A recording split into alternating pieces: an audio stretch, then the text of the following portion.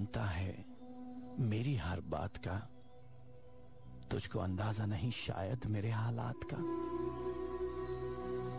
उसने अब के मौसमों की इस तरह तकसीम की, मेरे हिस्से में न आया फल मेरे बागात का।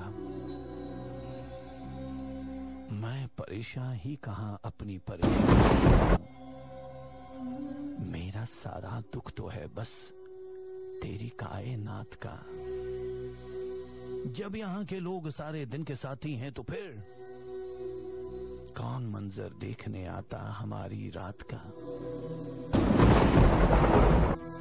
इस तरह उसके दुखों ने मुझको पत्थर कर दिया। अब मुझे सदमा नहीं होता किसी की बात का। वो शबाना आजकल मेरे मुखालिफ है बहुत, वो कभी हिस्सा हुआ करता था मेरी साथ का, वो कभी हिस्सा हुआ करता था मेरी साथ का। हमारी जात